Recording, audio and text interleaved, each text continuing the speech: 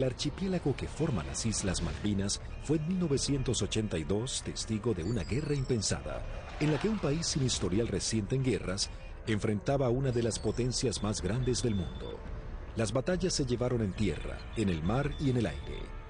El mundo se llevó varias sorpresas, pero definitivamente la batalla aérea se llevó gran parte de las miradas.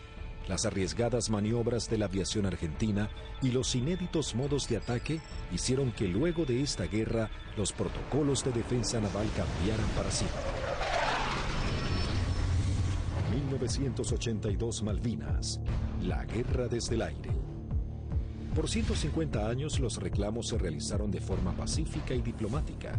Sin embargo, en 1982 Argentina decide recuperarlas por la fuerza.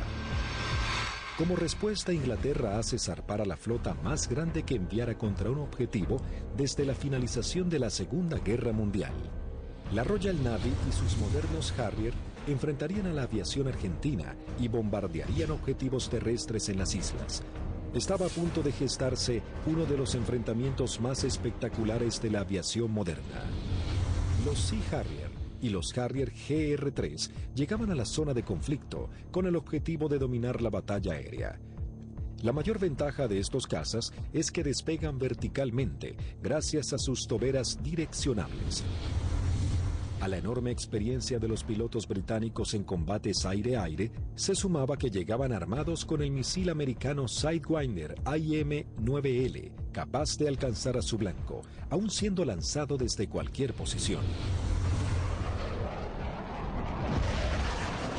Argentina se preparaba para enfrentar a las fuerzas de tareas británicas con diferentes aviones que había adquirido en los últimos 40 años. Si bien tecnológicamente estaba muy lejos del ejército británico, los pilotos tenían confianza en su desempeño.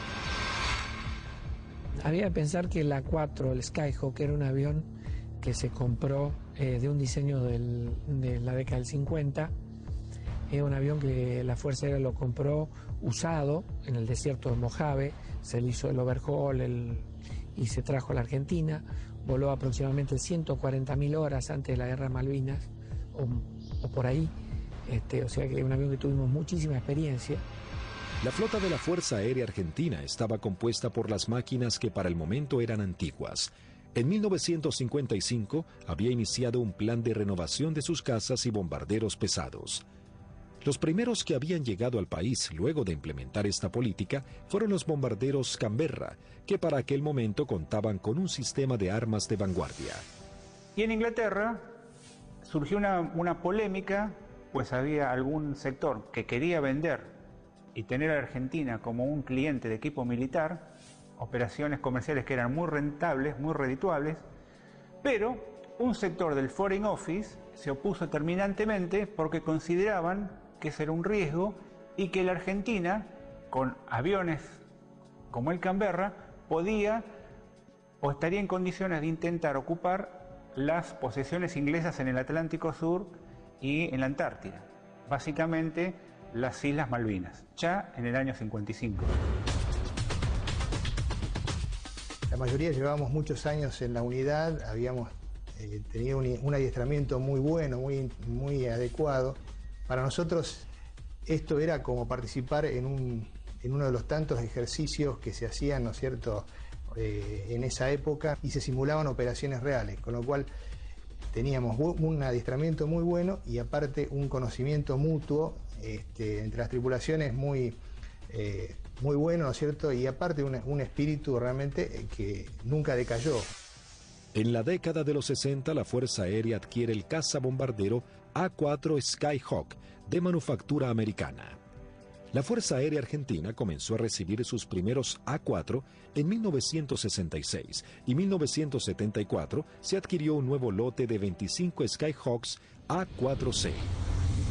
La Fuerza Aérea Argentina también contaba con un avión de combate de fabricación nacional, IA-58 Pucará. Una docena de cazas a reacción Mirage 3 que habían sido adquiridos con la finalidad de proveer defensa aérea a la ciudad de Buenos Aires también estaban al servicio de las batallas aéreas. 39 aviones Dagger de origen israelí, su principal función era la cobertura aérea y el bombardero.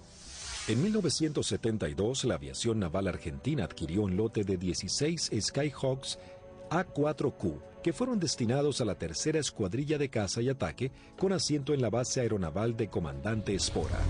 La tercera de caza y ataque con Skyhawk había desarrollado numerosas técnicas o tácticas propias para atacar naves a mar abierto. Era una unidad, desde ese punto de vista, muy experimentada y reconocida inclusive por su capacidad. Estos Skyhawks, a diferencia del A4B y C, se caracterizaban por ser un sistema de armas capaz de operar desde el portaaviones argentino 25 de mayo. Pero para finales de 1981, los veteranos Skyhawks habían llegado al límite de la vida útil y la escuadrilla estaba a punto de pasar a retiro.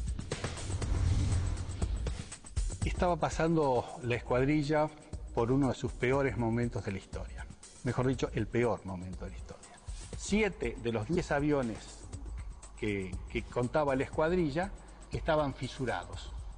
Y eso significaba el cambio de las alas para poder seguir volando con seguridad. Algunos se pudieron cambiar, 2 de ellos se cambiaron el ala, pero los otros, los menos afectados, volaron con el larguero fisurado durante todo el conflicto. Y con respecto a los cohetes eyectores de asiento, también se ordenó que mientras durasen las operaciones no se iban a considerar vencidos esos cohetes, así que volamos con los cohetes de eyección vencidos. Así que el material nos encontraba a principios del 82 con solamente 3 aviones en servicio y que podían volar gracias a que la Fuerza Aérea nos había facilitado en préstamo 3 cohetes eyectores de asiento. Eso sumado a las falencias que ya se veían arrastrando de a tiempo, como los cañones de 20 milímetros que se trababan y que nunca fueron cambiados como pedíamos por los cañones DEFA de 30 milímetros que tanto éxito habían tenido los israelíes con su incorporación. Siempre tuvo apoyo la escuadrilla, pero llegaba un momento de transición. La incorporación de los aviones superestandar significaba que se iba a dejar de operar este sistema de armas, donde una escuadrilla que se estaba formando recibía todo el apoyo y la otra escuadrilla que estaba cerrándose de alguna manera. Finalmente, la Armada Argentina acababa de adquirir una nueva tecnología francesa, el cazabombardero embarcado Super Étendard, capaz de lanzar el misil AM-39 Exocet, concebido para ataques a unidades de superficie. La segunda escuadrilla de ataque, aeronaval de caza y ataque equipada con Super Étendard, era una unidad de élite de alta tecnología, pero que recién estaba recibiendo sus aviones y tenía como tarea desarrollar y aprender a utilizar este arma que era muy potente y que no tenía equivalente en la región. También se contaba con un lote de cazas a reacción Air Macchi 326 GB y Air Macchi 339, que tenían la capacidad de poder operar en terrenos desfavorables y pistas cortas. La Operación Rosario, cuyo objetivo fue recuperar el control argentino en las Islas Malvinas, se llevó a cabo en las primeras horas del 2 de abril de 1982. Un grupo de comandos anfibios de la Armada Argentina desembarcó en las islas, redujo a la pequeña guarnición británica y tomó posesión del gobierno. 2 de abril de 1982 estaba destinado en la 5ª Brigada Aérea, en el grupo 5 de caza, y a las 7 de la mañana, en la presentación normal que hacíamos todos los días, nos enteramos que habíamos recuperado nuestras Islas Malvinas. El 2 de abril, cuando fui hacia la escuadrilla, cuando ingresé, ahí me enteré que habían tomado las Malvinas. Una sensación de incertidumbre. Así que me encontraba de oficial de guardia y en ese momento recibo la noticia de la toma de Malvinas. Me tomó totalmente de sorpresa. Bueno, yo pertenecía al escuadrón 1A4C, que tenía su asiento en la ciudad de Mendoza. Estábamos haciendo unas prácticas en la base de Río Gallegos. Era una práctica usual que tenía la Fuerza Aérea en aquellos años de desplegar escuadrones, que se llamaban escuadrones móviles, al sur de nuestro país, como para que todo el personal estuviera adiestrado y conociendo un área de un posible conflicto. A partir de ese momento nos preparémonos para lo peor. Tras el estupor mundial y el fracaso en las negociaciones, el gobierno de Margaret Thatcher envía su flota al sur de Sudamérica. La Fuerza de Tareas Británicas estaban compuestas por diversas unidades de combate: portaaviones, destructores, fragatas misilísticas, submarinos, buques de asalto, logísticos y de desembarco. Sorprendentemente y ante la incrédula mirada del mundo entero, Argentina se preparaba para enfrentar militarmente a una de las potencias más grandes del planeta.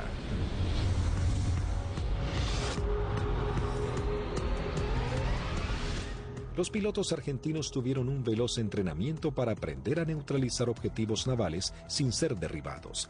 La operación exigía sortear los sistemas de detección y defensa de los buques para poder aproximarse al blanco y lanzar sus bombas por encima del mismo. Había que equilibrar la inferioridad tecnológica con la capacidad humana.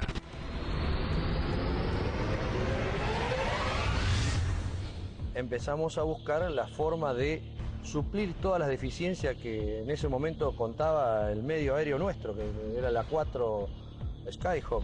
Y obviamente no teníamos contramedidas electrónicas para afectar tanto los radares como los lanzadores que poseían los británicos.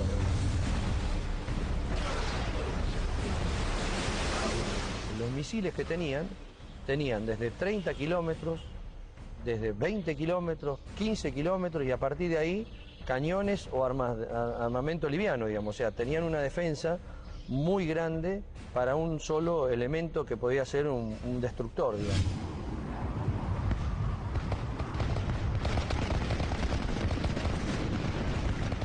Entonces determinamos, con ayuda también de la Universidad del Sur, cuáles eran los niveles de vuelo que teníamos que realizar para poder volar bajo el lóbulo y no ser detectados por el radar. Eso nos dio a qué altura teníamos que estar en función de la distancia a donde podíamos encontrar el blanco. Y la última parte, ya desde unos 50 kilómetros del blanco, teníamos que volar por debajo de los 15 metros, bastante pegados al agua, para no ser detectados por ese lóbulo. Dentro de los 20 kilómetros ya nos tomaba. Pero esa demora impedía que los sistemas de armas dirigidos por radar pudiesen apuntarnos con mayor anticipación, y eso evitaba de alguna manera o demoraba la posibilidad de ser derribados. Los aviones debían volar a escasos metros del suelo, no más de 10 metros a velocidades que oscilaban entre los 900 y 1000 kilómetros por hora. La mayoría no poseía radares y las comunicaciones debían ser mínimas para evitar ser detectados. Las maniobras eran realmente arriesgadas, pero parecía ser la única forma de poder enfrentar a la moderna flota británica. El adiestramiento de vuelo rasante era complejo y arriesgado. En el mar no había ninguna referencia visual de la altura en que se encontraba.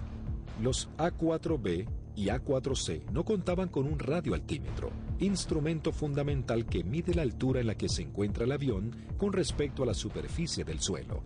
El instinto y el oficio pasaron a ser herramientas vitales para los pilotos. Durante la práctica le tratábamos de decir al guía que volara más bajo, hasta tanto perdiéramos la vista del horizonte mar y ya empezaba a entrar en el efecto suelo del mar, digamos, empezaba a cabalgar sobre la turbulencia que producía el aire, digamos, cerca del mar. El armamento que utilizaba la Fuerza Aérea estaba compuesto por diferentes bombas antiguas, paradójicamente de origen británico. Y nosotros usábamos una bomba inglesa, la ANM-65A1, de 1000 libras, una bomba del Avro Lincoln, inglesa, de demolición de manzanas, que la devolvimos con muchísimo cariño, y sin costo, como decía alguno. Paralelamente a los entrenamientos y mientras la flota británica se acercaba más y más, la Armada comenzaba una carrera contra el tiempo intentando de poner en servicio 8 de sus Skyhawks. También los técnicos buscaban poner en funcionamiento los escasos misiles Exocet que habían llegado al país antes del retiro francés. Hasta ese momento esta tecnología solo había sido probada en polígonos de tiro por sus fabricantes. Nos dan la orden de la posibilidad de poner a punto el diálogo entre lo que era el sistema nuevo del superestándar con el misil M39. Cuando conectamos todo aquí en el país, el sistema no funcionaba porque eran un avión con un corazón de la época del 80 con las valijas de test que eran de la época del 70. Había ingenieros que se dedicaban a desglosar todo lo que era la parte matemática, cómo traspasar distintas informaciones, y algunas de las cosas también se hicieron por ensayo y error. Se iba buscando como un candado a combinación, ¿no? Se iba buscando número por número hasta llegar al número ideal que el misil pueda leer la información del avión. Y bueno, eso nos llevó un tiempo, hasta que un día la valija que reemplazaba al misil nos da que el misil había salido y que todos los parámetros que habíamos colocado estaban incorrectos. Eso ya nos daba un alto porcentaje de seguridad de que el misil por lo menos recibía la información correcta.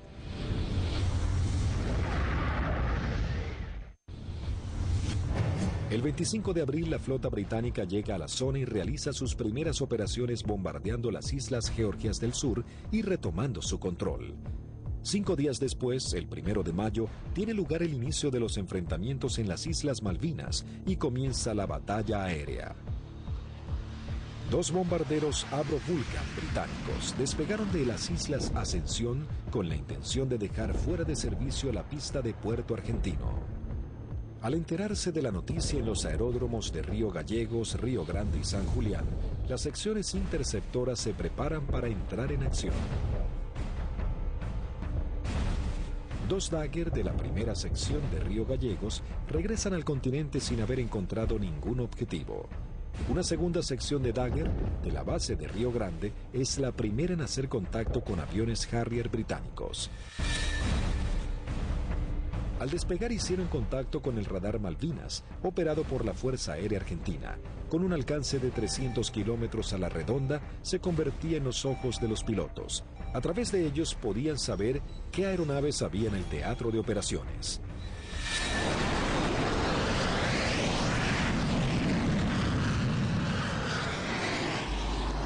Tienen 2 pichones para ustedes a 120 millas náuticas, 20 grados firme.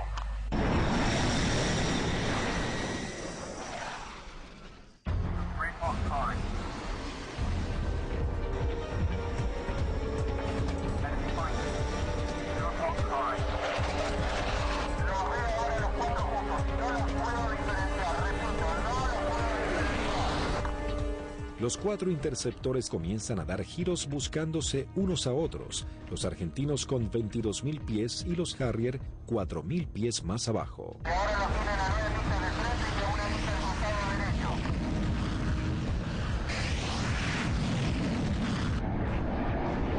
Los Harrier, invirtiendo sus toberas, cambian rápidamente de dirección para enfrentar la amenaza argentina.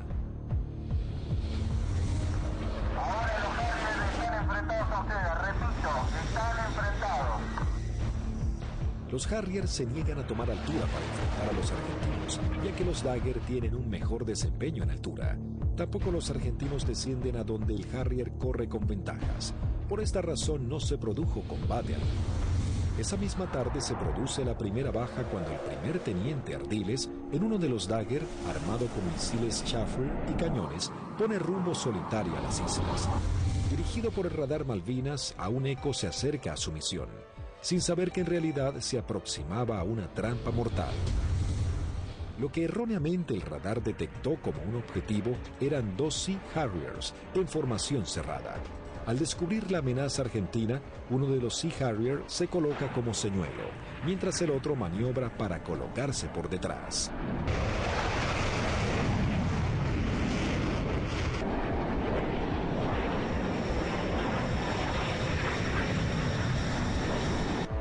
Ardiles se coloca en posición de disparo y lanza un misil Chaffir que es evadido por el piloto británico.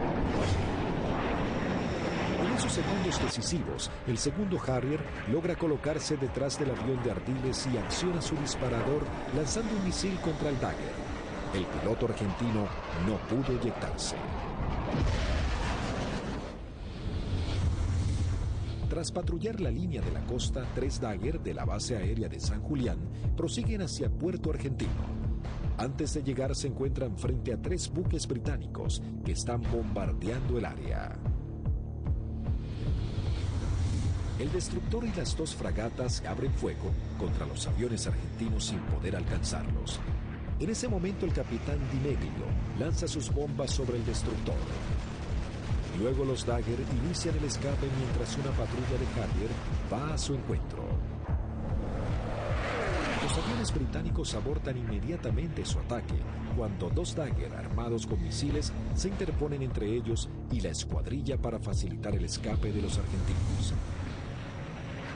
El 1 de mayo habían comenzado las hostilidades y ambos bandos mostraban todo su poderío y el valor de sus pilotos. Era el bautismo de fuego para la Fuerza Aérea Argentina.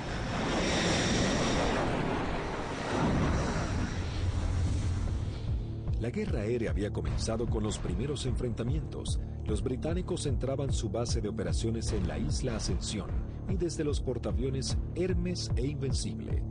El objetivo principal era inutilizar la pista de Puerto Argentino, así dificultar las comunicaciones entre la isla y el continente, comprometiendo las posibilidades de los pilotos argentinos. La pista fue desde ese momento uno de los blancos principales de los Vulcan y los Harriers británicos. La primera baja en la pista es el mismo 1 de mayo, cuando los Sea Harrier bombardean al Pucará del teniente Yukik, alcanzando a su piloto y gran parte del personal que trabaja en el lugar. Fue el primer contacto con la guerra en sí, digamos, ¿no es cierto? En definitiva, nosotros habíamos tenido ya el aviso que había sido atacado Puerto Argentino a eso de las 4 de la mañana, y a partir de ahí nosotros entramos a movilizarnos y tratar de sacar los aviones, porque la mayor debilidad era el momento de puesta en marcha. Es decir, uno estaba sentado y había gente que estaban apoyando en la puesta en marcha del avión, que también la inexperiencia por ahí, uno se pregunta por qué había tanta gente, pero todo con el ánimo de colaborar y que los tiempos para que saliera lo más rápido posible fuera corto.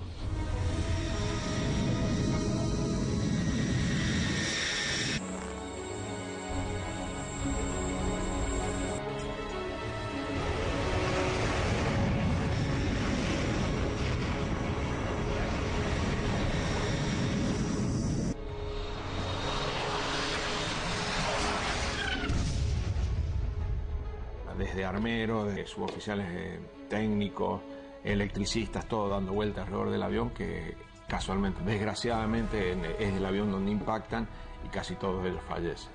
A partir de allí, los arribos a Puerto Argentino eran muy arriesgados. Entonces llegamos a Puerto Argentino el 17 de mayo al atardecer. Y me sorprende cuando llegamos porque no hay nadie recibiéndonos. Aeropuerto fantasma, no había absolutamente nada. Veía el cráter, estaba lleno de esquirlas, y mientras estaba mirando eso, de pronto veo una camioneta que se empieza a acercar a la distancia de la cabecera opuesta. Para la camioneta, se baja un conscripto y me dice: corra jefe, que hay alarma roja. Y empezamos a sentir ruidos de turbinas y se aproximan 2 Harriers. Y habríamos hecho unos 30, 40 metros cuando miro a la derecha y explota una bomba en la cabecera 26, un poco más alejada, unos 100 metros de la cabecera 26. Los Harrier pasaban, hacían la PAC, la patrulla aérea de combate en San Carlos, y a la vuelta con una bomba de 1000 libras en el medio, tiraban la bomba y se volvían. O sea que la cantidad de alarmas rojas era muy abundante. El 2 de mayo, el submarino nuclear británico Conqueror hunde al crucero Ara General Belgrano. En la operación mueren 323 marinos argentinos. La guerra había comenzado de la manera más cruda para Argentina.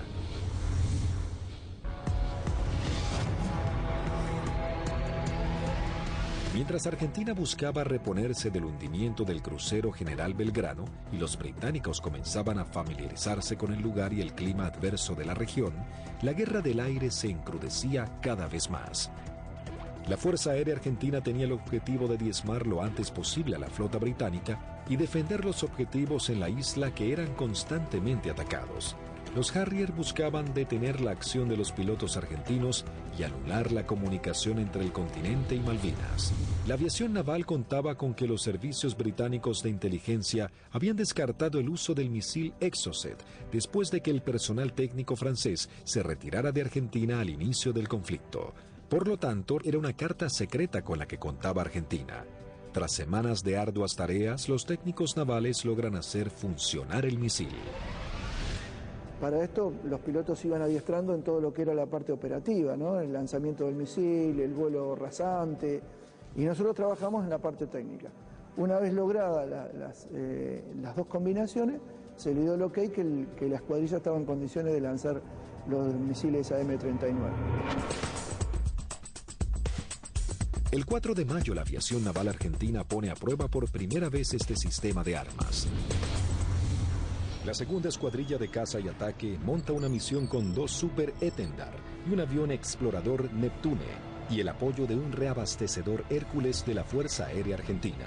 El avión explorador Neptune detecta 3 contactos. Los 2 pilotos de los Super Etendard, tomando por sorpresa a los británicos, lanzan sus misiles contra el Sheffield. Bueno, ahí fue una satisfacción enorme porque todo el sacrificio arduo que habíamos hecho para poder poner a punto lo que era algo que nos parecía imposible había dado buenos resultados. La aviación naval argentina lograba hundir el primer buque británico y se convertía en pionera en la utilización de esta tecnología. El extremo entrenamiento comenzaba dando esperanzas a los pilotos argentinos. Tras días de bombardeos y cañoneos sobre los puestos argentinos en las islas, las réplicas de los soldados y los pilotos argentinos, los ingleses habían logrado interrumpir las rutas de contacto entre los puestos y la base argentina. La comida comenzaba a escasear en la vanguardia y el clima bajaba abruptamente. Los pilotos argentinos patrullaban el aire en busca del lugar exacto en el que los ingleses buscarían hacerse a tierra. Y a partir de ese 1 de mayo, a través de todas las acciones que realizó el escuadrón y los escuadrones de otros sistemas de armas, se iba degradando tanto el material como el personal, íbamos perdiendo camaradas en forma permanente. Entonces es como que el cerco se iba estrechando cada vez más. Finalmente, el 21 de mayo, comenzaba la última etapa de la guerra con el desembarco en la bahía de San Carlos. Con la colaboración del comandante Ewing Southby Taylor, quien conocía el lugar por haber prestado servicios en Malvinas, el general Jeremy Moore había decidido que ese era el lugar ideal para su desembarco. Los primeros avances de las lanchas de desembarco habían sido positivos. El lugar no estaba minado y parecía que sería un arribo relativamente sencillo. Pero con las primeras luces de la mañana, el teniente primero Carlos Daniel Esteban visualiza uno de los barcos y da aviso. Una Hermaki 339 de la aviación naval realiza un vuelo de reconocimiento por la zona. Ni bien superé las primeras alturas, donde están las posiciones del batallón 5, ya comencé a observar acciones de combate. Había un helicóptero incendiándose, tropa de infantería desparramada corriendo por el campo y un helicóptero dándole apoyo. El aviador naval ingresa al estrecho de San Carlos. Divisa un helicóptero en vuelo estacionario para alertar sobre posibles ataques aéreos. Me preparo para atacar ese helicóptero y ya me preparo para disparar. Observo todo el despliegue naval inglés sobre el establecimiento San Carlos. Rápidamente descubre que en el lugar había por lo menos media docena de buques ingleses. Con el piloto inglés nos alcanzamos a mirar. En ese momento recién él me ve. Kripa realiza un brusco giro a la izquierda, pasando a escasos metros del helicóptero. El helicóptero de la Fuerza de Tareas Británica alerta a los buques advirtiéndoles que un jet argentino va hacia ellos. Maniobrando su Hermaki, Kripa somete a su avión a varias G negativas, respondiendo de manera efectiva. Una vez que entro en la corrida de tiro, el buque comienza a tirarme. Yo con cañones y cohetes solamente podía producirle daños muy pequeños, entonces mi intención era tratar de dejarlo fuera de servicio al buque, es decir, atacar todo su sistema de radares, de radios, antenas. Volando en forma rasante se coloca en posición de disparo contra el primer buque que cruza frente a su mira de tiro.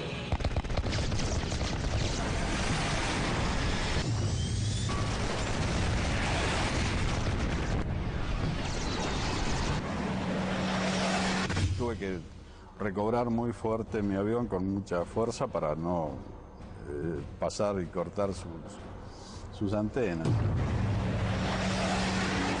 Una vez realizado el ataque Kripa, vuela entre medio de toda la flota británica. Las unidades ni los efectivos abren fuego por temor a impactarse entre ellos y el piloto argentino logra escapar. Entonces voy escapando sobre la península esta hasta salir del alcance de tiro de ellos, y de ahí teóricamente tenía que volver, pero pensaba que si volvía a Puerto Argentino y decía que había muchos buques, nadie iba a pensar que había la cantidad que yo había visto. Así que hice una órbita en ese lugar y en el anotador de rodilla que teníamos hice un croquis, posicionando los buques que yo vi en ese momento.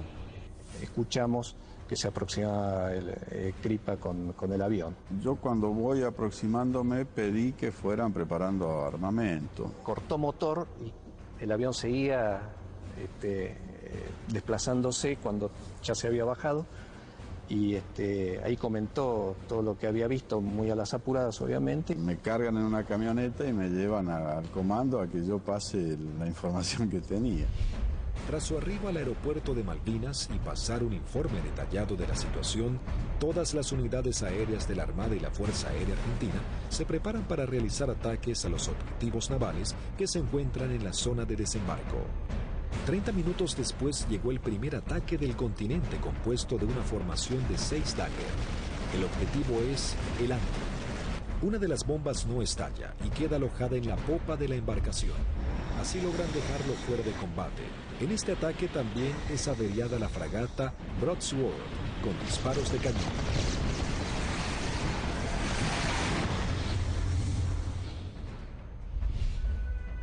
En Río Grande, las escuadrillas de Dagger y A-4Q navales parten para atacar blancos ubicados en el estrecho de San Carlos. Argentina intentaba dominar el espacio aéreo en el archipiélago. Había poco que hablar en ese momento. Hicimos la última información de meteorología y con lo que nos trajo el capitán Castro Fox, salimos 2 secciones reforzadas. Yo salí con el teniente Márquez y el teniente Arca, y el sublíder era el teniente Rótolo, con el teniente Lecuri y el teniente Silvester.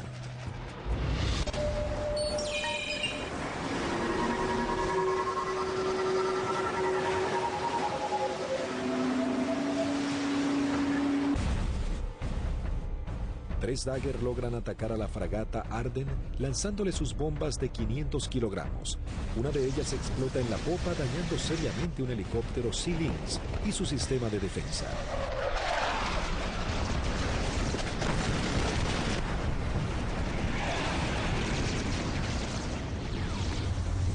En ese instante, 3 A-4Q navales se aproximan en vuelo rasante a la bahía Ruiz Puente en búsqueda de algún blanco.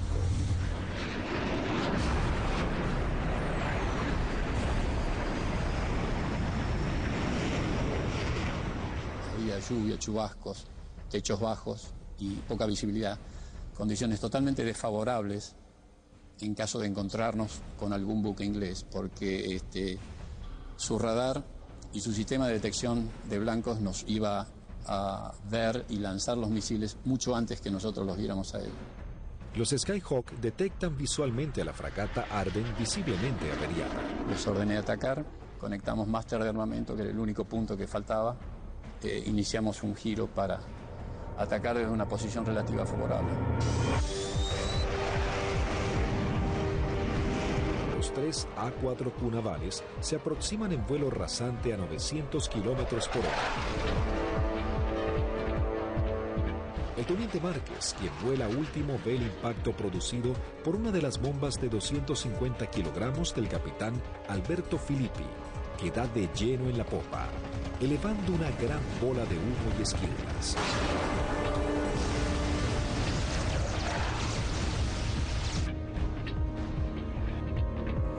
un giro hacia la izquierda y le digo a mis numerales que nos escapamos por la misma, es decir, que regresamos a base por la misma. Dos Harrier que habían despegado del portaaviones Hermes para patrullar el área del sur del estrecho de San Carlos ven las explosiones sobre la popa de la fragata Arden e inmediatamente se lanzan en picada para prestar apoyo. Y escucho la voz del teniente Márquez que dice Harrier, Harrier.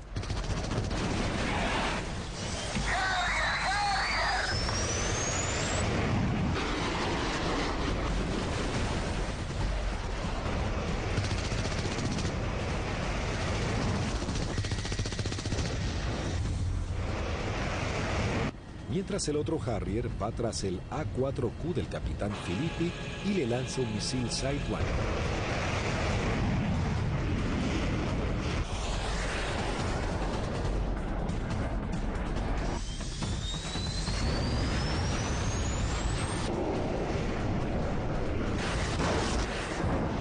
En ese momento escucho una explosión muy fuerte.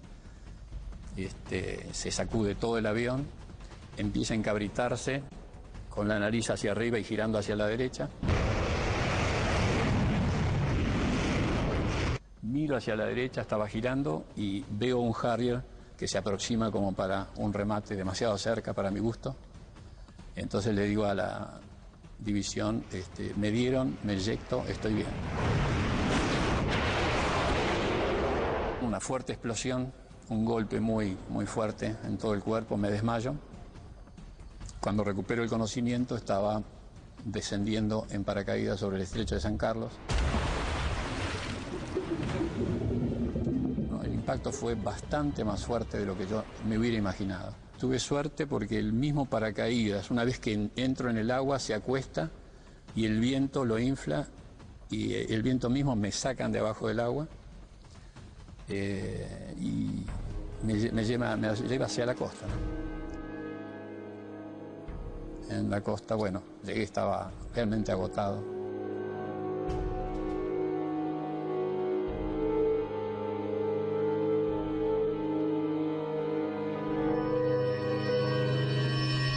La fragata Arden, con daños de importancia, también es señalada como el blanco de la nueva escuadrilla que se acerca a la zona. Llegamos al borde de la bahía y vimos un destructor en el medio, una fragata para nosotros tipo 21 en el medio del canal, y esa fue la que señalé y esa fue la que atacamos. El teniente Rótolo dice a babor y vimos a lo que después supimos que era la Arden en el medio del canal, del estrecho. Y sobre eso giramos inmediatamente. Y ya pegado al agua practicamos un zigzagueo que hacíamos bastante violento a baja altura para evitar que los controles de tiro nos pudieran concentrar el tiro sobre nosotros.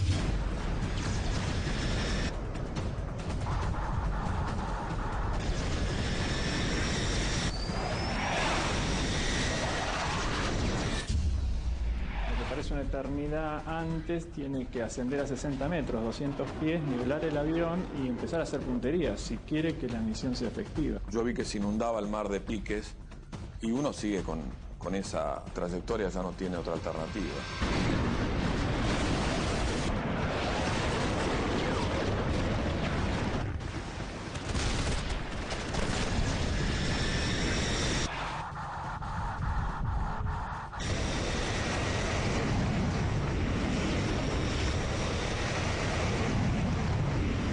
Yo vi el lanzamiento de teniente Rótolo, horquillando el blanco, 2 bombas antes, 2 bombas después, y sobre las columnas de sus explosiones, de la explosión de sus bombas, lancé yo las mías.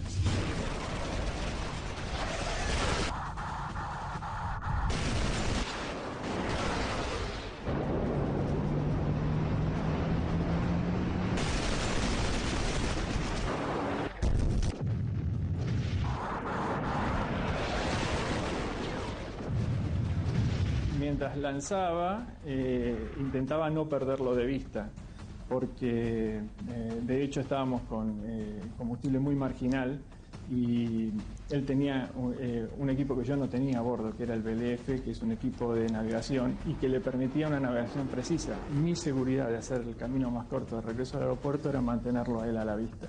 A pesar de todo el fragor del ataque, alcancé a decirle, rompo por derecha y me voy por el morro del costado, y al poco tiempo un silencio, y poco a poco fueron apareciendo. Primero Lecour, después Sylvester. Y ahí nos volvimos a juntar. Por un lado teníamos la satisfacción del deber cumplido y por otro el sabor amargo de haber perdido, bueno, lo que las estadísticas dicen que se pierden en este tipo de ataque a unidades navales. El 50% de las unidades que salen normalmente no regresan. Sí, es un ataque, es violento, es muy violento lo que se vive en la cabina. Debido a los ataques que sufrió ese día, la fragata HMS Ardent se une en las frías aguas del estrecho. Sin embargo, las fuerzas terrestres británicas preparan el avance a Puerto Argentino.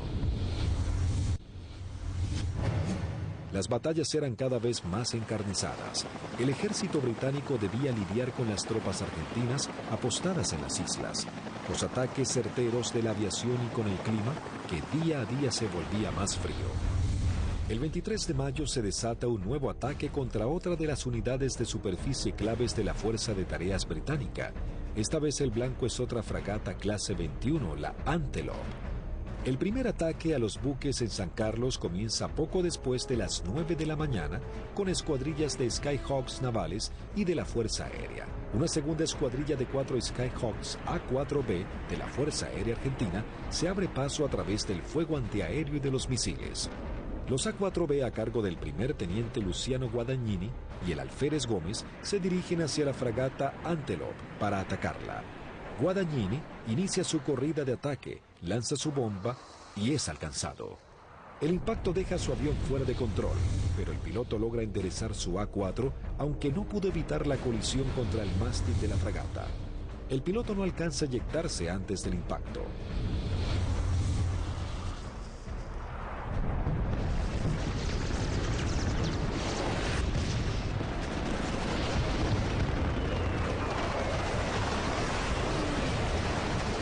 La bomba continuó su trayectoria y quedó alojada en la banda de estribor sin explotar. Tras la primera incursión, el ataque a la nave continúa con los A4Q navales, que se aproximan rápidamente en vuelo rasante por la isla Gran Malvina. Pude recorrer bien pegado al terreno en la isla Gran Malvinas y llegamos lo que vendría a ser al cordón muy bajo que hay, pero de unos 450 metros de altura.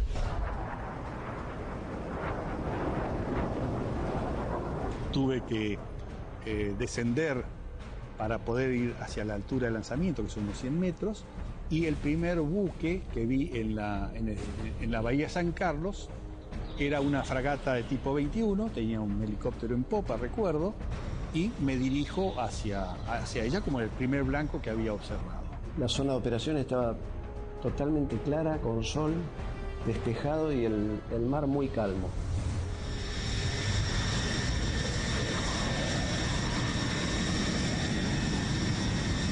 Todo era como en las ejercitaciones que siempre hacíamos con flota, un buque que estaba, que simulábamos el ataque, el buque que nos apuntaba, pero esta vez en vez de apuntarnos tiraba también. Inmediatamente que entramos a la bahía, empezaron a tirar. Y tiraban ya de tierra, se veían los fogonazos, sobre todo de la derecha y del frente.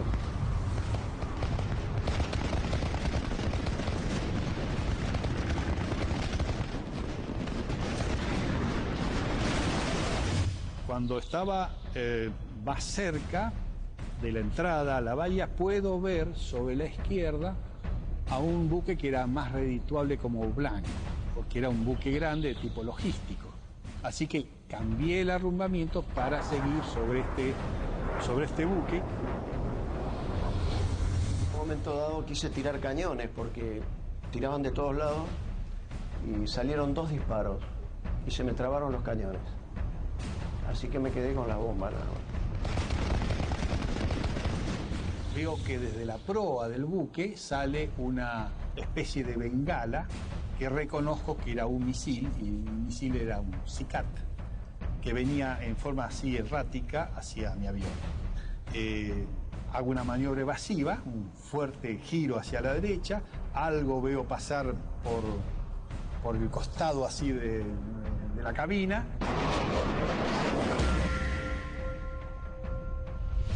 Pero evidentemente el misil ese me había sacado en la corrida de puntería, que si bien no me derriba, logra el objetivo de que yo no pueda lanzar con mayor precisión las bombas y evidentemente mi salva fue larga.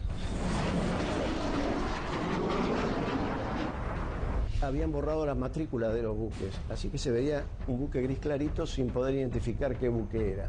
Cuando paso lanzo, eran 2.000 libras de peso que largaba en un instante, el avión hace una cabreada, quiere subir, impido que subo y cuando miro adelante estaban tirando de todos lados.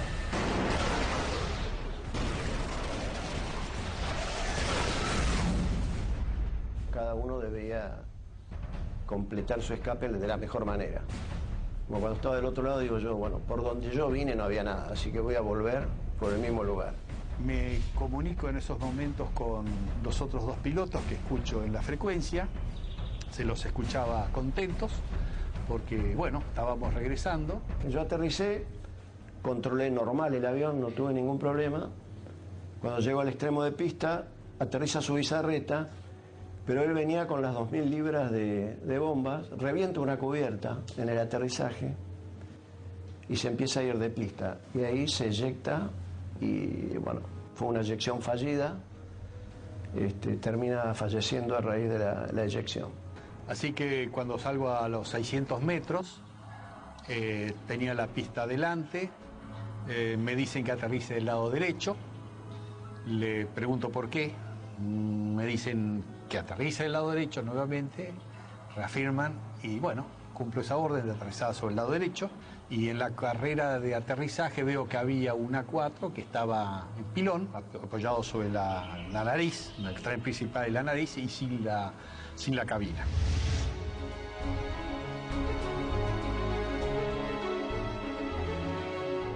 No sabíamos nada de los tres primeros y su bizarreta que acababa de morir en el aterrizaje. Aunque dañada severamente, la Antelope aún continúa a flote. Esa noche, mientras se intentaba desarmar una de las bombas, estalla. Automáticamente se produce un incendio masivo y la nave se hunde. Con los británicos en tierra, listos para marchar a Puerto Argentino, la aviación se esforzaba más y más para frustrar sus objetivos. Por las noches, los Canberra arrojan bombas pesadas para hostigar blancos en las áreas donde las tropas británicas poseen puntos fortificados de artillería, logística y puestos de mando. Se usó la táctica, digamos, del tiro a gran altura, pero auxiliado por el radar. La mayor amenaza para nosotros eran los misiles tierra-aire y las patrullas de Harrier. En la última oportunidad que tiramos sobre Monte Kent, el radar nos avisa de que se estaban acercando una patrulla de Harrier y nos fue dando las posiciones relativas, o sea, nos avisa que estaban a 25 millas, nosotros hacemos el tiro, realizamos la maniobra evasiva, a partir de allí le damos al avión la máxima velocidad posible, ¿no es cierto? Vemos que se acercan hasta 20 millas y luego empezamos a perder, digamos, a ganar distancia con respecto a los Harrier, con lo cual esa fue una amenaza concreta que no llegó a acercarse a la distancia de tiro. Con las primeras luces de la mañana del 25 de mayo, el mayor ataque de la aviación argentina comenzaba a gestarse. El almirante Woodward, jefe de la Marina Británica, previendo la situación, rápidamente despliega sus unidades para sostener los ataques. Los observadores navales argentinos mantienen actualizada la posición de los buques enemigos mientras las escuadrillas llegan a la zona. En el continente, los dos Super Étendard de la Armada Argentina preparaban los misiles AM-39 Exocet para un segundo ataque sobre la flota británica con un rumbo de acercamiento diferente para lograr una mayor efectividad. Los británicos tienen certeza que los aviones aparecerán desde tierra, pero los radares no pueden detectarlos. A las 15:20 horas surgen dos A-4B sobre la isla Borbón y se dirigen hacia mar abierto, encontrando a la fragata y el destructor frente a ellos. Los A-4B lanzan su armamento.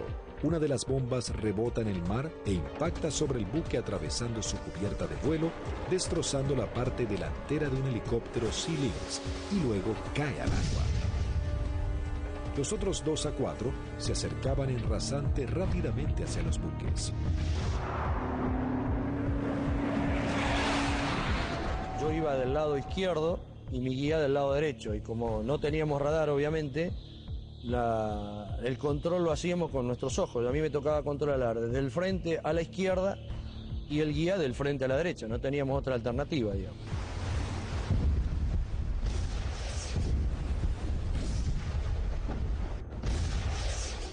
Y le digo, a la izquierda están. Así como estaba mirando, le digo, a la izquierda están al guía, y saco la vista y lo miro para ver qué iba a hacer. Acuérdense que nosotros veníamos bien pegados al agua, rasante. Veo al guía, lo miro, y la maniobra que hace él es instantánea. Cuando escucha una sugerencia que le digo, a la izquierda están, pone viraje a la izquierda violentamente buscando el blanco. Inmediatamente el guía pone viraje brusco a la izquierda, dejando sin opción a Barrio Nuevo de tener que elevarse para esquivarlo entrando en el área de tiro del radar, que al estar en automático, inmediatamente lanza un misil Sea Dart. Escucho a la otra escuadrilla, Carballo, que dice el misil, el misil, el misil. Y Rinque, que venía atrás, le dice, no se preocupe, que va por otro lado.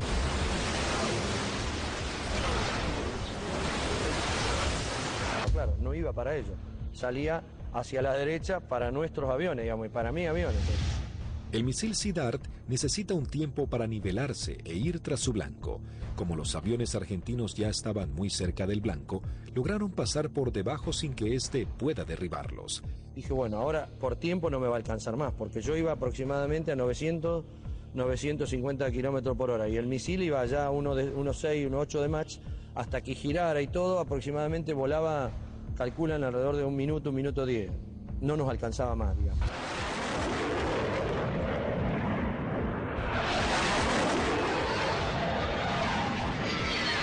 Yo lo veo al guía porque le iba formando un poquito más atrás, unos 50, 100 metros más atrás, y veo perfecta las bombas cuando la lanza, y impactan a no más de 1 metro del agua.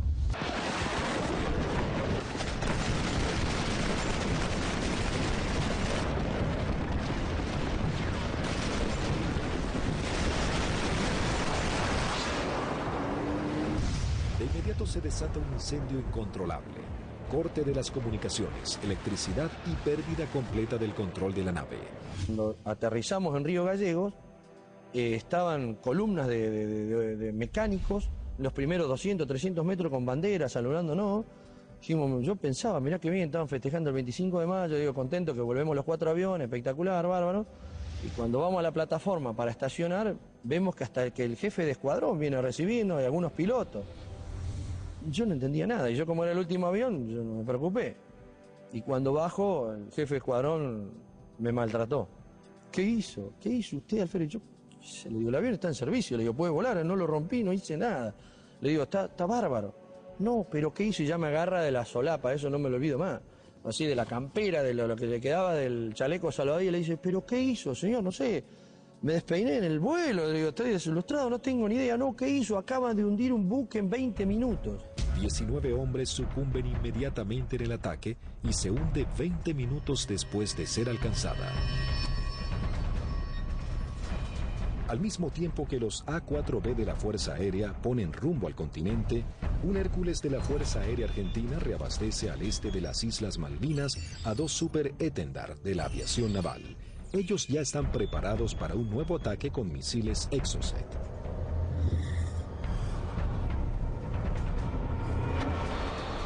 A unos 60 kilómetros de la flota británica, los Super Étendard detectan varios ecos en sus radares.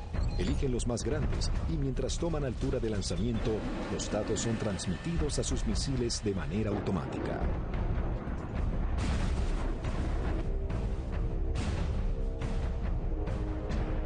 Una vez en vuelo, el misil es autónomo ya tiene los datos del objetivo cargados en su memoria y se dirige a casi el doble de la velocidad del sonido a escasos metros del agua.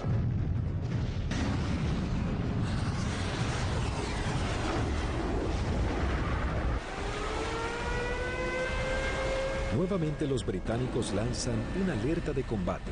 Los navíos ordenan despegar helicópteros con equipos para señuelos antimisil. Uno de los Exocet impacta en el buque e inmediatamente se desata un incendio que destruye elementos vitales para la operación anfibia que se desarrolla en San Carlos.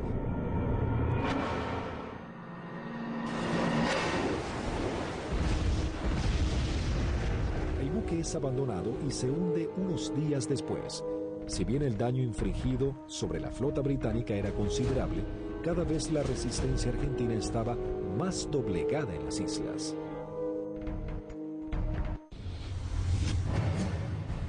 La guerra llegaba a su nivel más desesperante con las bajas temperaturas.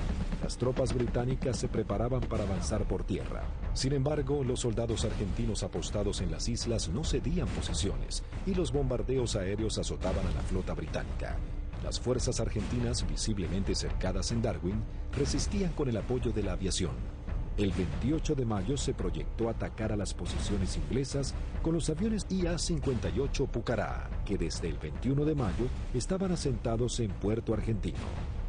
Conocíamos bastante la zona porque era en la zona misma donde nosotros habíamos operado antes, es decir, a los alrededores de lo que habíamos utilizado como campo de aterrizaje nuestro, era en la zona donde ya estaban los ingleses aproximándose hacia el pueblito donde estaba la base, digamos lo que quedaba de la base. Yo alcanzo a ver algo que se mueve, levanto y hago una ráfaga de cohetes, siento una voz en la frecuencia de mi radio que me dice desde tierra en Darwin, siga tirando que están ahí, siga tirando que están ahí. Y ahí empiezo a sentir dos disparos también que me empiezan a impactar en el avión. El Pucará, si tiene alguna cosa, es la maravilla del gran poder de absorción de impactos, digamos, porque la manera que yo sentía que me pegaban, digo, me van a desarmar el avión. Yo trato de salir, como los impactos que me pegaban eran casi todos del lado derecho, quiero salir virar el avión hacia la izquierda y ahí el avión ya no me responde. Bueno, entonces ahí tomo la decisión de eyectarme. Muy bajo, yo ya estaba, creo que no más de 15, 20 metros del suelo. La sensación de estar colgado en un paracaídas no la tengo porque fue como si hiciera un salto desde un techo al suelo, porque fue todo demasiado rápido. Tengo grabado en la memoria que pasa el avión abajo mío todavía y el agujero a través de la cúpula por donde había salido el asiento. Y todavía que le siguen tirando, porque se ven trazantes que van hacia el avión.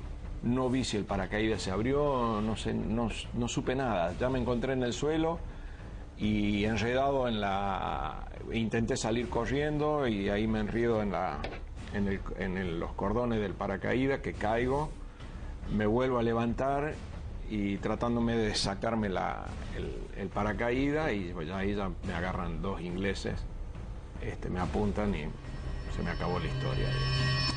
Con las bajas temperaturas, los plazos eran cada vez más cortos y los ingleses buscaban generar un desenlace rápido. La Fuerza de Tareas Británica intenta cerrar su cerco sobre Puerto Argentino. Para lograr este cometido se organiza un desembarco anfibio apoyado de unidades navales en la zona de Puerto Fitzroy el 8 de junio. La Fuerza Aérea Argentina recibe la información del movimiento de dos buques de desembarco británicos. Rápidamente se preparan para lo que sería el día más negro de la flota. Se lanzan desde el continente dos escuadrillas de A-4B, dos de M5 Dagger, listas para el ataque a objetivos navales, y una tercera armada con cañones para diversión. La primera escuadrilla de A-4B divisa y bombardea el buque de desembarco Sir Galahad. También se bombardea la costa en donde los ingleses comenzaban a llegar.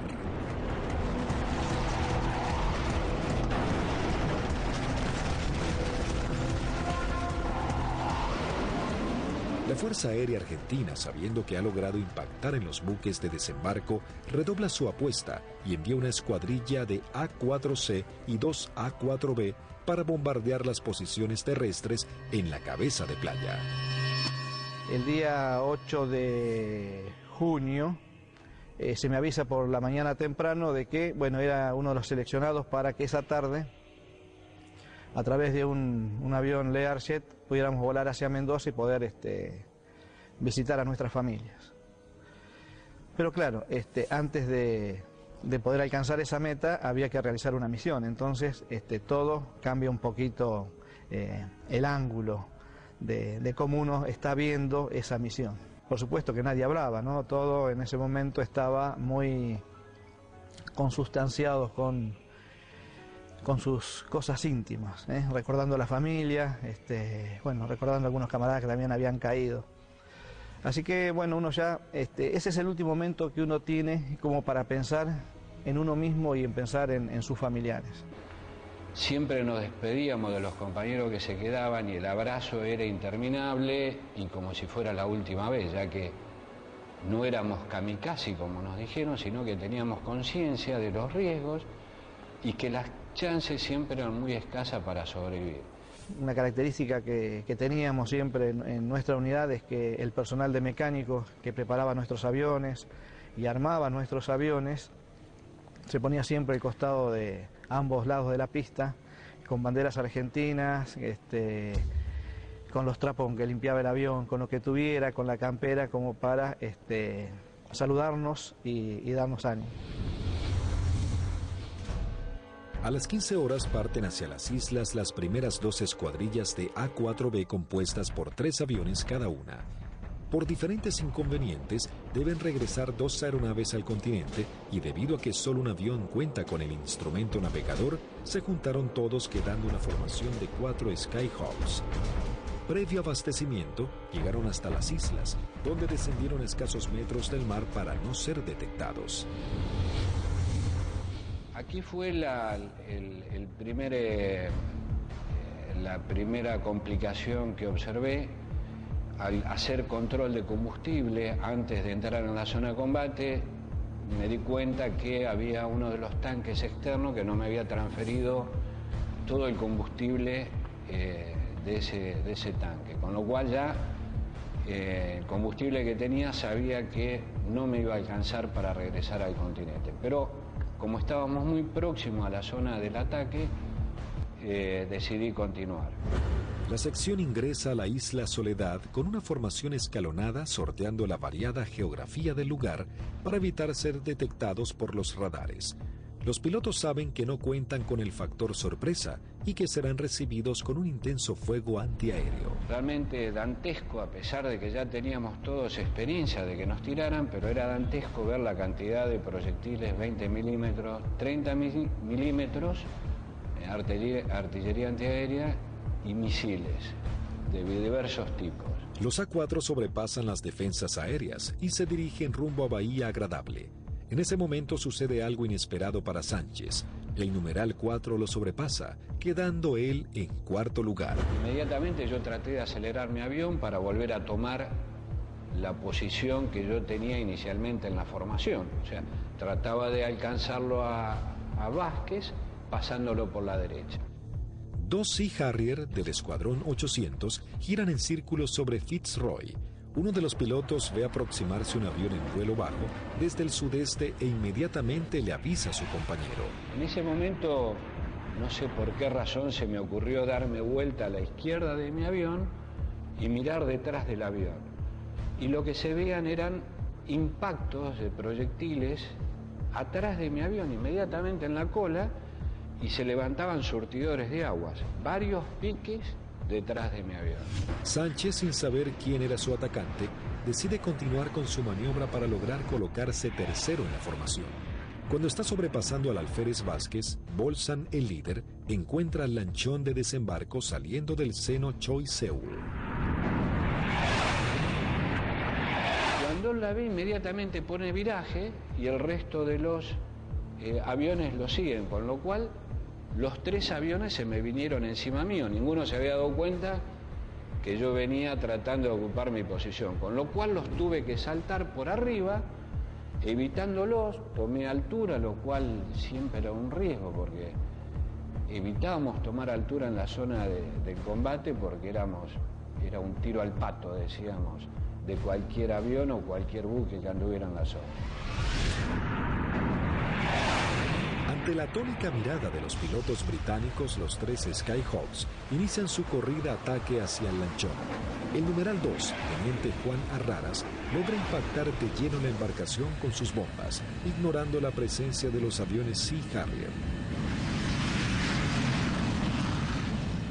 Hay algo que me llama la atención a mi derecha, y a unos 500 metros veo 2 Sea Harrier a la misma altura que yo, bien formaditos, paralelos, un poquito más retrasado el segundo avión. El guía era David Morgan y el numeral Smith. El Sea Harrier lanza su primer Sidewinder hacia el avión de Arraras e inmediatamente Sánchez da la alerta. Cuando vi eso, que lanzó el misil, les doy la voz de alerta a mis compañeros, o sea, misil en el aire, 2 Sea Harrier. Arraras es impactado por un misil en su parte trasera, dejándolo fuera de control. Si bien se eyecta, no logra sobrevivir. El Harrier arremete contra el segundo A4. Tiene en su mira al avión de Vázquez. Lanza su misil impactándolo de lleno y sin que pudiera eyectarse. Realmente ese fue un momento choqueante, quedé muy choqueado porque el pensamiento era, hace un instante, era un compañero mío, un amigo mío, un camarada mío, y que desapareciera de esa forma. O sea, me impactó mucho, ¿no? Sin perder tiempo, el Harrier, piloteado por David Morgan, continúa su ataque contra su próximo objetivo. Las maniobras evasivas del avión del primer teniente Bolson no logran evitar el misil. Su piloto tampoco logra sobrevivir a la explosión. Y al volver a entrar en conciencia, inmediatamente fui a buscar los 2 Sea Harrier, ya que yo estaba expuesto también a recibir un ataque. No los vi donde estaban últimamente, en la última posición. Se me ocurrió mirar para arriba y ahí es que veo un Sea Harrier que empieza a hacer, baja su nariz para iniciar el ataque a donde yo estaba en ese momento posicionado. Tras el ataque, el único A4 sobreviviente, en inferioridad de condiciones para entrar en combate, decide desprenderse de todo el peso extra y emprender un escape pegado al mar acompañado de maniobras evasivas. Estaba realmente muy estresado, muy choqueado, con lo cual había cosas que estaba descuidando, entre ellas el combustible. Cuando me di cuenta, realmente no me alcanzaba para llegar, excepto a Puerto Argentino, no llegaba a ningún lado. Lo primero que hice fue tomar altura, independientemente que anduvieran los Sea Harrier, ya no importaba mucho, moría de una forma o iba a morir de la otra, así que... Sánchez toma altura y reduce su potencia de motor a fin de economizar el gasto de combustible, aunque queda expuesto a cualquier tipo de ataque. Mientras tanto, la sección de A4C entraba en la zona de combate atacando el personal que desembarcaba en la costa de Bahía Agradable. Ahí nos encontramos con los barcos humeando, muy próximos a la playa, y un enjambre de hombres que estaba desembarcando y que iba trasladando todos los pertrechos hacia la playa.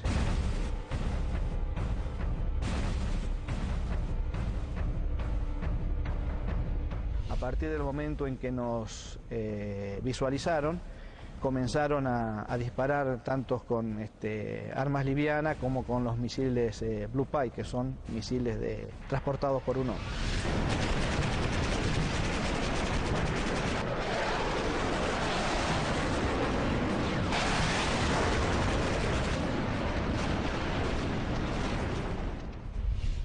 Tuve la oportunidad de esquivar 2, girando un poco el avión y poniendo pedal, tratando de evitar. Pasaron algunos por arriba y algunos por abajo.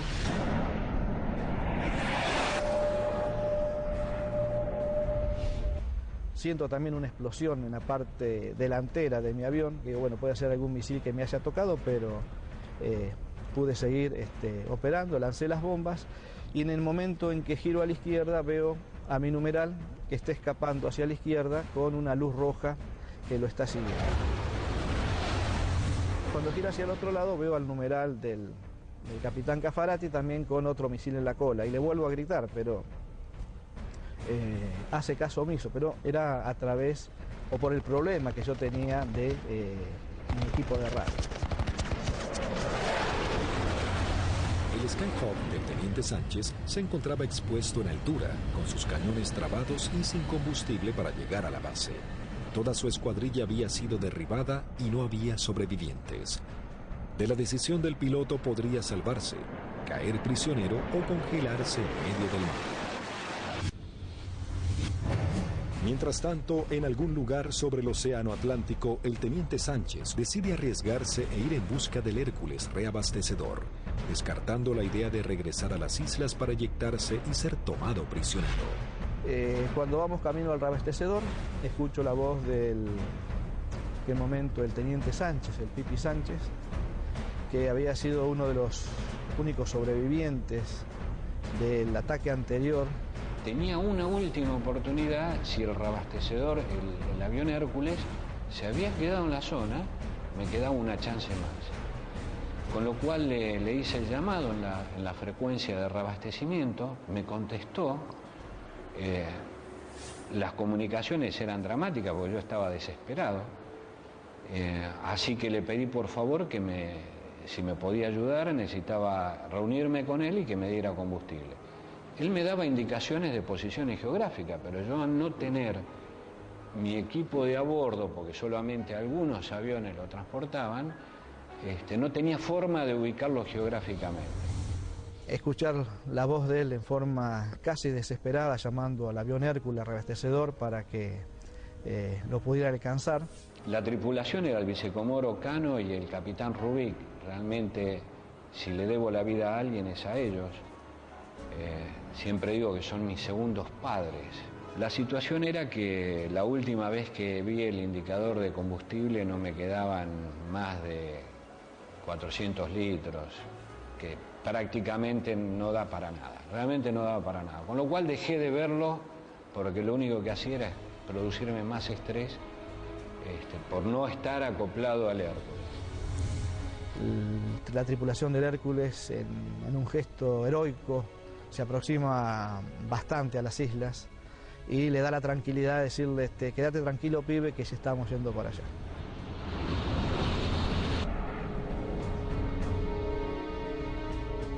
Y luego pude acoplar y me transfirieron combustible que me permitió llegar a Río Gallegos, a nuestra base. En el regreso, el brigadier Paredi observa que su indicador del nivel de aceite de su avión comienza a fluctuar. Nuevamente el fantasma de la caída en medio del océano vuelve a aparecer. Con lo cual digo, bueno, puede ser que me hayan producido alguna perforación, esté perdiendo aceite y se engrane el motor y acá me queda a mitad de camino.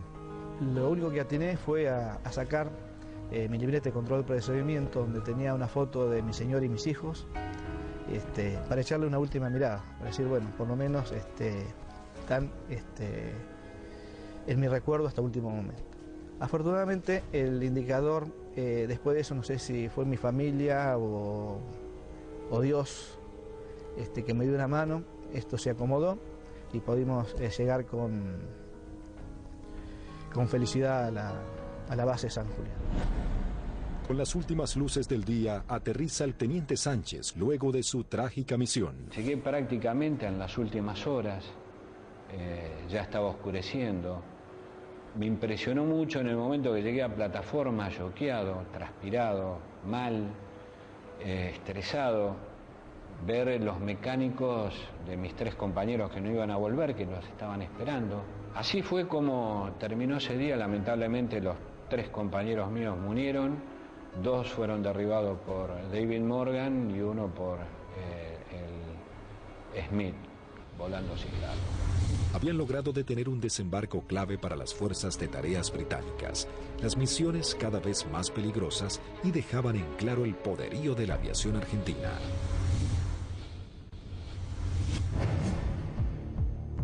La guerra terminaba, sin embargo las misiones de la Fuerza Aérea eran cada vez más arriesgadas. El 13 de junio, a horas de finalmente firmar la dimisión argentina, comienza a tomar forma un ataque que podría haber cambiado el curso de la batalla final por las Islas Malvinas. El día 13 de junio, que fue ataque objetivo terrestre, en principio cuando comenzó el conflicto del Atlántico Sur, los pilotos teníamos cierta aprehensión a los ataques a objetivos navales, ¿no? Porque la fragata tenía de todo para defenderse. Cuando fue avanzando el conflicto y llegamos ya casi a los finales y los ingleses ya tenían buenas posiciones tomadas en tierra, realmente se complicaba el ataque a objetivo terrestre, porque estaban las defensas terrestres, las aéreas y encima las navales. Había que sortear todas. Pero realmente era para lo que habíamos estado preparados toda la vida, y creo que esa fue una misión en la cual los ingleses estuvieron sorprendidos de cómo nosotros llegamos al corazón del Estado Mayor, que estaba en Monte Dos Hermanas, al pie del Monte Dos Hermanas. 2 escuadrillas de A-4B del Grupo 5, armados con 3 bombas retardadas por paracaídas, toman parte de la última misión de combate de la Fuerza Aérea Argentina. La acción es osada y peligrosa: atacar y destruir el comando del Estado Mayor británico del general Jeremy Moore, jefe de las fuerzas británicas. En esa misión volamos casi unas 350 millas, un equivalente a unos 700 kilómetros, a rasante. Iban tan bajos, tan rasante, que el chorro de los aviones quedaba marcado en el agua. Entonces me resultaba más fácil seguirlos. Y ahí escuchamos al radar Malvinas, que salió en frecuencia, y preguntaba: ¿hay alguien en frecuencia? Fue la primera vez que en mucho tiempo que el jefe de escuadrilla rompió el silencio de radio, el capitán Varela, y dijo: los nenes.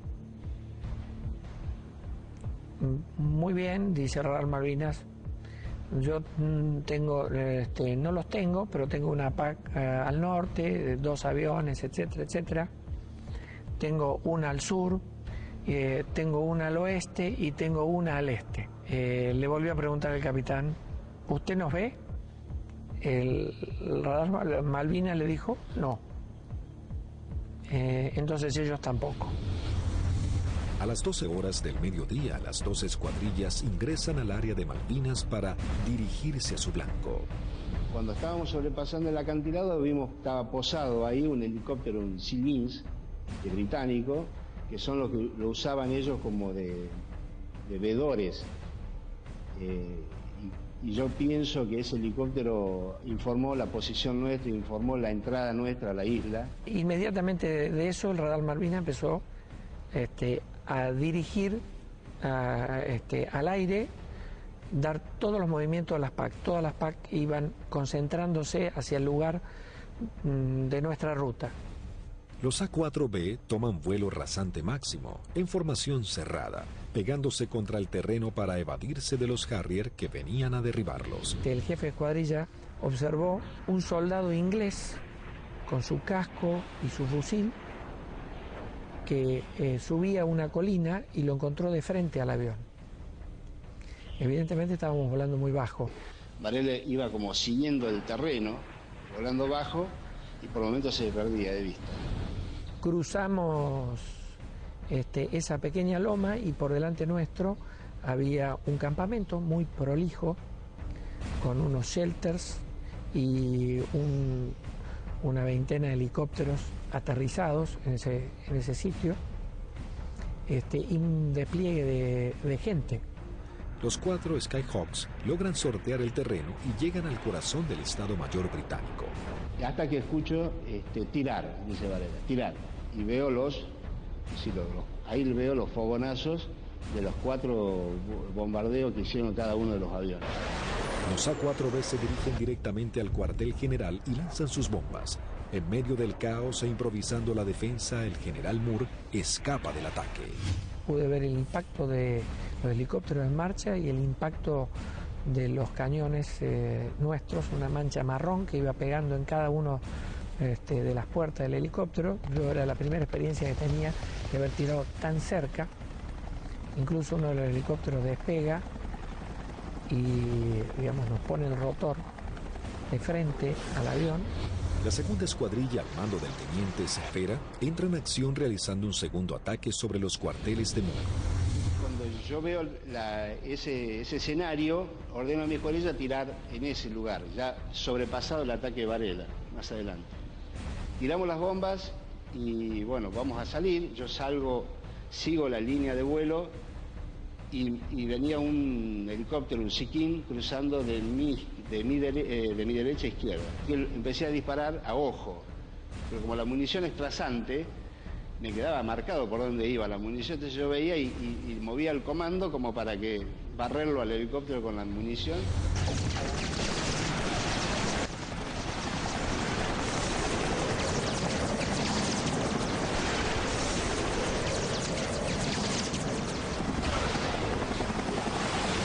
Y ahí mi numeral, que venía acá, a la izquierda mía, de Lepiane, me dice, él ve el lanzamiento de un misil que me venía hacia mi avión y me pide, me dice, por derecha, Tuco, por derecha.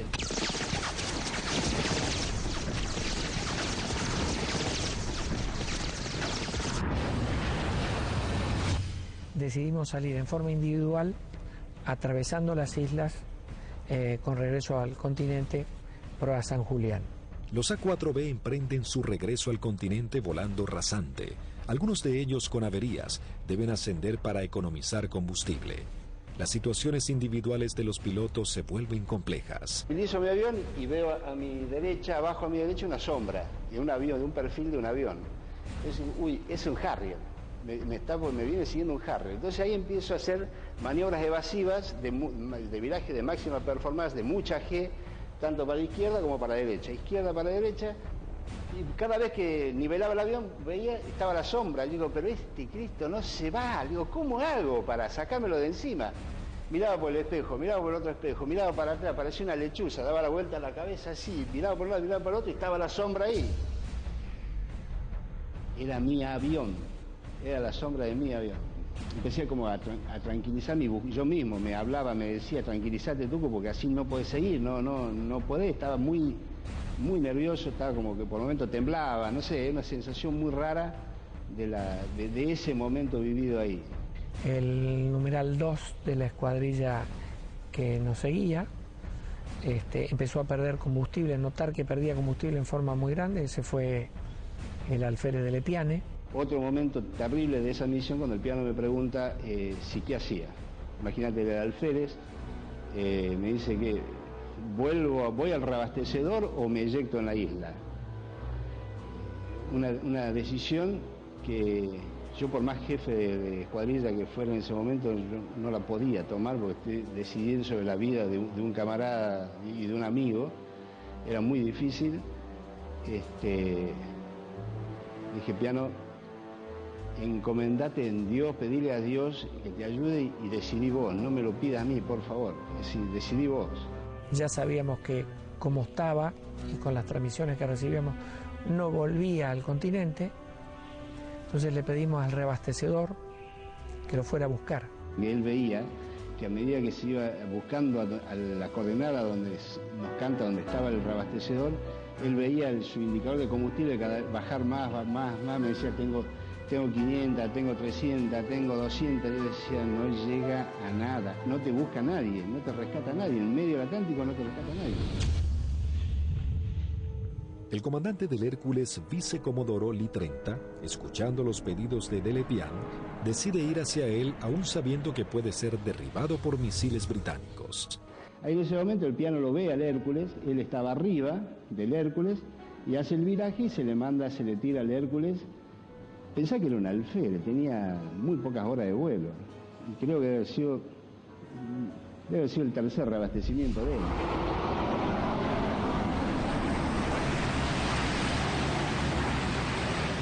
Ahí el reabastecedor se arrimó a las islas en un acto de arrojo terrible, ascendió, lo buscó, lo encontró,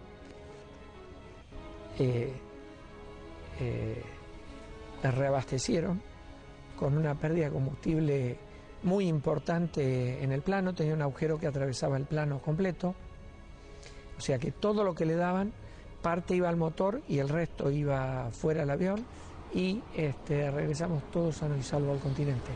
Todos llegamos, incluso del Epiale.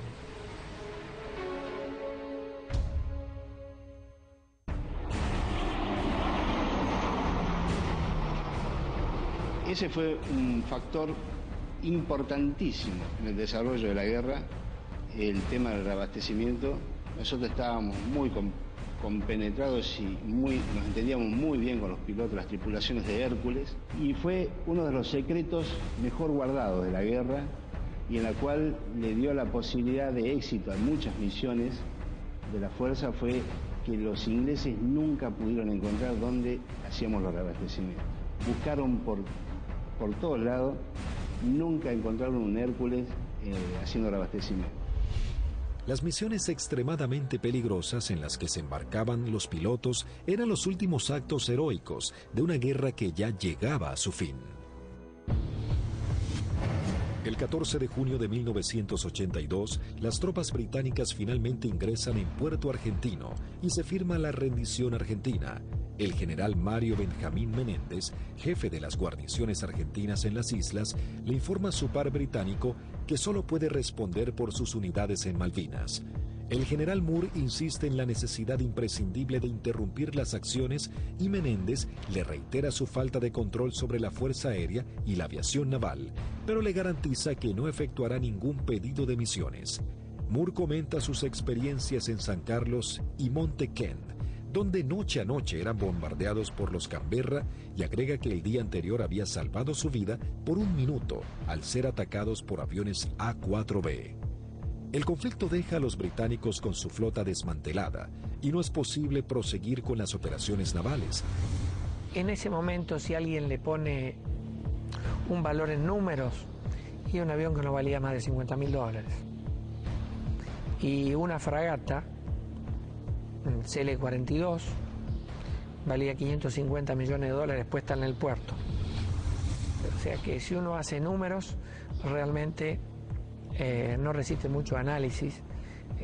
La guerra económica la ganó la Fuerza Aérea Argentina, desde ese punto de vista, ¿no? Y la Armada con sus A4, porque eran aviones viejos que nadie calculó que tenían la capacidad de hacer el daño a una de las primeras flotas del mundo. Bueno, creo que hicimos bien los deberes. Hicimos aquello para lo cual estábamos adiestrados y creo que lo hicimos bien. Yo creo que esa es la demostración más grande del profesionalismo y de la cadena que hace que ese hombre, en definitiva el último eslabón, llegue y cumpla con su objetivo. Pero hay un montón de gente atrás y que todos han demostrado ampliamente su valía y convencimiento por la fuerza y en definitiva por la nación. El escuadrón, a pesar de que tuvimos muchas bajas, tuvo el espíritu y las ganas de seguir combatiendo y defender algo que era nuestro. Lo realmente importante es el vínculo que uno genera con el camarada que va a entrar en combate junto a uno, que va a arriesgar su vida con uno del cual va a depender de mí y yo voy a depender de él. La voluntad y el deseo de poder cumplir con la misión y cumplir con ese juramento que en algún momento hicimos cuando éramos cadetes, de defender la bandera y la patria hasta perder la vida. 36 aviadores de la Fuerza Aérea Argentina y 4 de la Aviación Naval Argentina perecieron en operaciones de combate y accidentes. Primero y fundamental, el mejor recuerdo para aquellos que dieron todo, que es fundamentalmente la vida de aquellos que no volvieron. Es el gran honor para mí de haber haber conocido héroes vivos. Eso yo creo que es el mayor honor que he tenido, que me ha permitido la vida. El conflicto de Malvinas dejó un sabor amargo, pero marcó la impecable profesionalidad de los pilotos argentinos, quienes con tecnologías claramente inferiores y algunas que ni siquiera habían sido probadas, lograron dar batalla y sorprender al mundo con maniobras y estrategias de combate que jamás se habían utilizado. Si Argentina la recupera, será por la vía diplomática, con inteligencia, con trabajo. Es como se lo explico a mis hijos. Malvinas, con toda la calma del mundo, significa la persistencia de la necesidad de recuperarlos.